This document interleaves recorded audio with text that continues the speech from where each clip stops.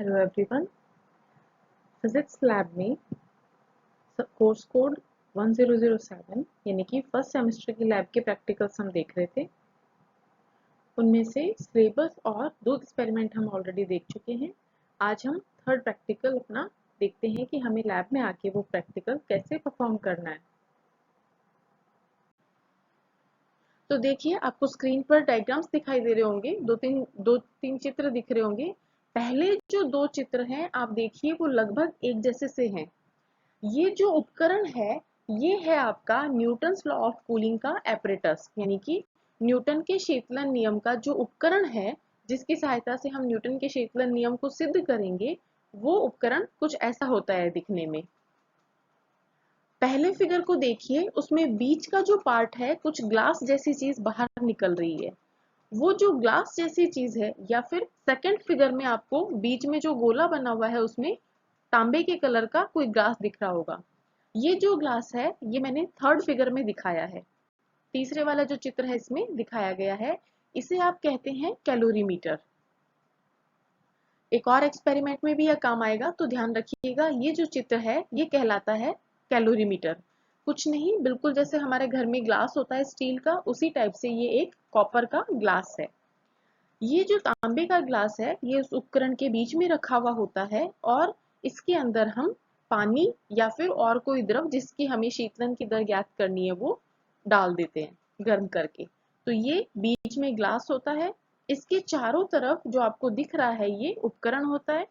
इस उपकरण में आपको जो बीच वाला चित्र है उस पर फोकस कीजिएगा। साइड में एक ढक्कन पड़ा है और उसके ऊपर एक तार जैसा निकल रहा है। तो ये जो तार जैसा है ये होता है विलोडक या स्टिरर। इसका क्या काम होता है, जैसे हम मान लीजिए ग्लास में पानी में नमक मिलाते हैं तो चम्मच का यूज करते हैं, या फिर पानी में चीनी मिलाने के लिए हम चम्मच का यूज करते हैं। सेम विलोडक का काम भी यही होता है, पानी को हिलाने का। जैसे आप नमक या चीनी मिला रहे हैं पानी में, तो जो इस्तेमाल आप चम्मच का करते हैं वही काम विलोडक का होता है। विलोडक क्या करता है, जैसे आप इससे स्टिर करते रहते हैं, पानी को हिलाते रहते हैं, तो वो पानी का तापमान एक समान बनाए रखता है। ऐसा नहीं होता कि किसी जगह से पानी, ऊपर का पानी ठंडा हो गया नीचे का गर्म रह गया, या फिर नीचे का ठंडा हो गया ऊपर का गर्म हो गया।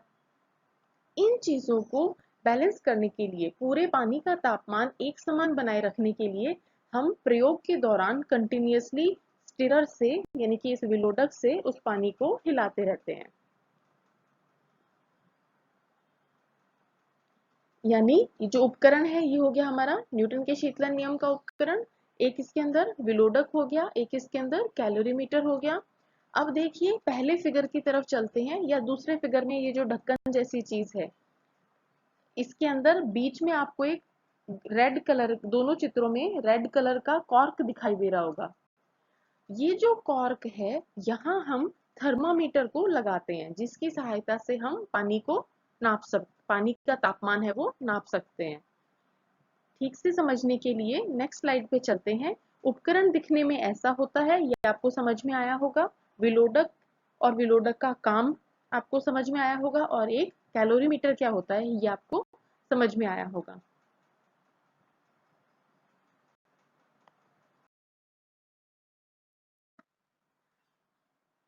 अब देखिए, अगर थीमेटिक डायग्राम बनाते हैं यानी कि चित्र बनाते हैं तो कुछ इस प्रकार का चित्र हमें दिखाई देता है। जो बाहर का आवरण है वो आपका बॉक्स है, जिसे आपने कहा था कि ये न्यूटन का उपकरण है। आपको स्टिरर दिखाई दे रहा होगा सबसे ऊपर, ये आपका विलोडक है जो अभी आपने पिछले चित्र में देखा। एक आपको थर्मोमीटर दिखाई दे रहा होगा जो कि इस तापमान को, ब्लू कलर में जो पानी है इसका तापमान नापने के काम आता है। उसके अलावा एक कैलोरीमीटर आपको दिखाया हुआ है, और वुडन बॉक्स दिखाया हुआ है, और वूल दिखाई दी है, वूल यानी कि ऊन, और लकड़ी का बॉक्स दिखाया हुआ है।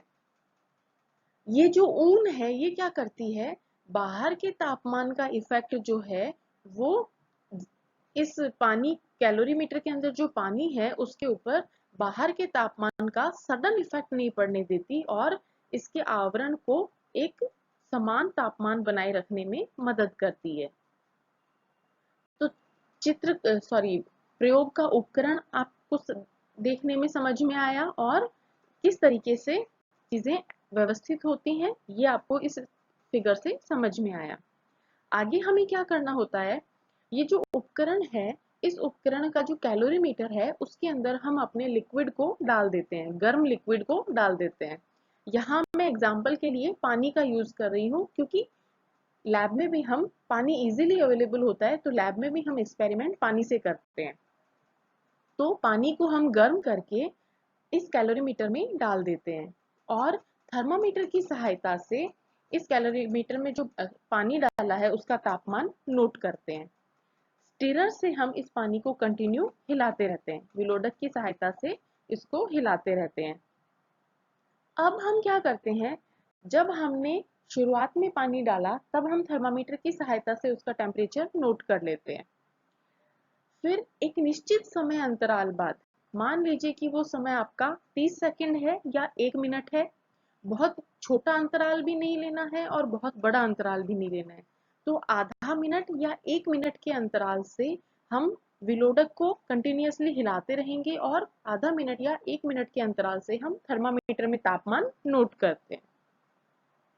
इसी के साथ कंटिन्यूअसली फिर स्टीरर से हिलाते रहते हैं और अगले आधा मिनट या 1 मिनट जो गैप हमने पहले लिया है, मान लीजिए मैंने एक्सपेरिमेंट बिल्कुल एग्जैक्ट 12 बजे करना स्टार्ट किया, पहली रीडिंग मैंने ली 12:30 पे यानी कि आधा मिनट बाद, तो अब मैंने समय अंतराल लिया है 30 सेकंड का, तो अगली रीडिंग मेरी आएगी 12:01 पे।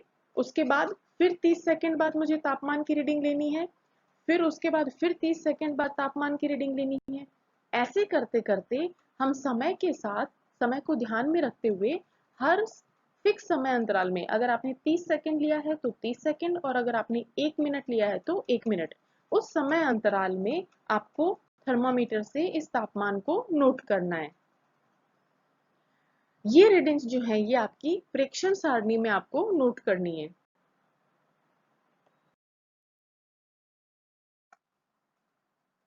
तो प्रयोग की जो प्रेक्षण सारणी है उसमें सीरियल नंबर डालेंगे एक साइड में, बीच वाला जो है उसमें टाइम लेंगे, जैसे आपने 30 सेकंड के अंतराल पे लिया है तो आप लिखेंगे यहाँ पर 30 सेकंड और उस समय तापमान का मान कितना था वो थर्ड कॉलम में लिखा जाएगा।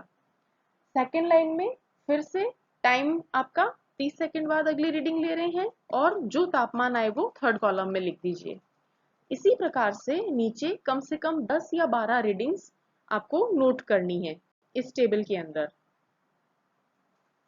अब ये जो प्रेक्षण लिए हैं हमने एक्सपेरिमेंट के थ्रू, ये जो हमने चीजें नोट करी हैं, इनकी सहायता से हम ग्राफ बनाते हैं।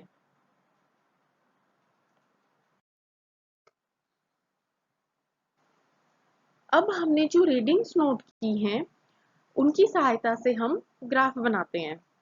तो देखिए, अगर आपने समय सेकंड में लिया है तो सेकंड में ले लीजिए, अगर मिनट में लिया है तो मिनट में ले लीजिए। हमें क्या करना है, एक्स एक्सिस पे हम समय को लेते हैं और वाई एक्सिस पे हम टेम्परेचर को यानी कि तापमान को लेते हैं।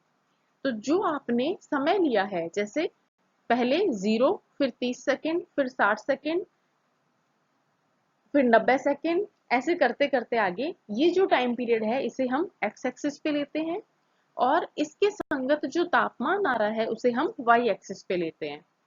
प्रेक्षण सारणी में जो हमारी टाइम और टेम्परेचर की रीडिंग्स हैं उनकी सहायता से जब हम ग्राफ बनाएंगे तो हमें ग्राफ कुछ इस तरीके का प्राप्त होता है जो आपको स्क्रीन पर दिखाई दे रहा होगा। दोनों ग्राफ एक ही चीज को दिखा रहे हैं, थोड़ा सा स्लोप में डिफरेंस है। दोनों मैंने इसलिए यूज किए हैं कि अगर आपका ग्राफ थोड़ा सा फ्लैटन आता है या थोड़ा ज्यादा कर्व लिया हुआ आता है तो उसमें कोई अलग बात नहीं है, जिसकी जैसी रीडिंग होती है या जैसा एपरेटस होता है उसके या सराउंडिंग का जो टेम्परेचर होता है तो थोड़ा बहुत वेरी कर सकता है, लेकिन ग्राफ आएगा इसी प्रकार का, यानी कि शुरुआत में ज्यादा होगा और फिर ऐसे एक्सपोनेंशियली डिक्रीज होते हुए कुछ इस टाइप का ग्राफ आपको मिलता है। तो देखिए, आज के लेक्चर में हमने न्यूटन्स लॉ ऑफ कूलिंग का जो एक्सपेरिमेंट है यानी कि जो प्रायोगिक भाग है, जो हमारा सब्जेक्ट कोड 1007 यानी कि जो फिजिक्स की लैब है उसमें काम आएगा, वो वाली स्टडी हमने आज के लेक्चर में कर ली है।